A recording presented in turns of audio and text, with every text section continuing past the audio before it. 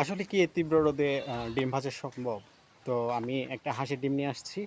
But এই জায়গায় আমি দিয়ে রাখছি। সময় হয়ে গেল, অনেকটা সময় হয়ে গেল। আমি এখানে একটা ডিম তেল এবং কড়াইটা আমি অনেক আগে এনে দিয়েছি সকালে।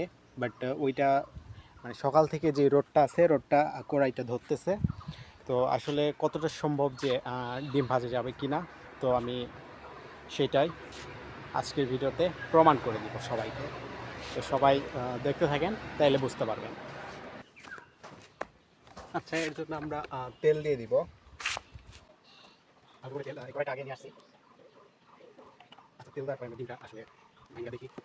এই যে ডিম, এটা হচ্ছে হাঁসির ডিম। সবাই যেহেতু মুরগির ডিমটা আসতেছে, তো আমি হাঁসির ডিম নিয়ে আসছি।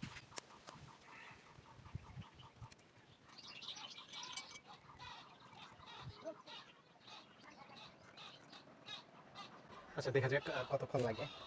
ডিমটা কিন্তু আসলে কিছুই হয় নাই, একটুও সাদা হয় নাই। আমরা দেখি, কিছুক্ষণ ওয়েট করি যে আসলে কি ডিম ভাজা সম্ভব কিনা সেইটা প্রমাণ করতে। তো আসলে আমার অবস্থাটা খুবই খারাপ হয়ে যাইতেছে রোদে, কিন্তু আসলে ডিমের কিচ্ছুই হয় নাই। বাট আমার মনে হইতেছে এটা পুরোটাই ফেক। ঠিক আছে, যারা ডিম ভাজছে তাদের পুরোটাই মনে হইতেছে ফেক।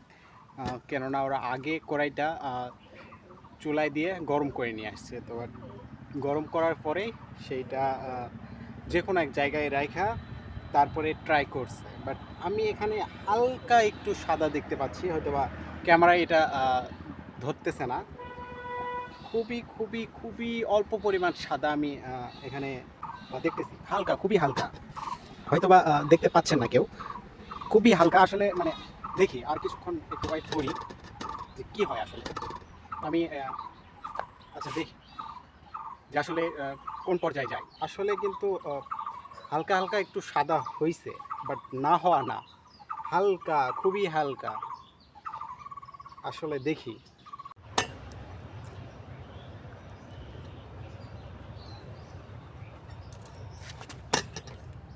আসলে ডিমটা হালকা হালকা একটু সাদা হয়েছে, বাট পুরাপুরি হয় নাই। ঠিক আছে, হালকা একটু, হালকা হালকা, খুবই হালকা। তো আসলে ডিম ভাজা সম্ভব না, কিন্তু হালকা একটু সাদা এরকম হবে, কারণ প্রচুর গরম আছে। অবশ্যই এইটুক যদি আহ, সাদা না হয় তাইলে আবার কেমন হয়, কারণ রোদটা আছে ভালো, মোটামুটি রোদ আছে। আসলে আমি কতটুকু প্রমাণ করতে পারলাম জানি না। তো আমি এতটুকু রেজাল্ট পাইছি, বাট এতটুকুই আমি দেখাইলাম। সো আসলে রোদে পুরোপুরি ডিম ভাজা যায় না, সম্ভব না, কোনোভাবেই না। হবে, খুব অল্প পরিমাণ ভাজতে পারবো, কারণ রোদটা অনেক কড়া যেহেতু, সেহেতু এইটুকু ভাজা সম্ভব। সো আজকে ভিডিওটি এই পর্যন্তই। ভালো থাকবেন, সুস্থ থাকবেন। আল্লাহ হাফেজ।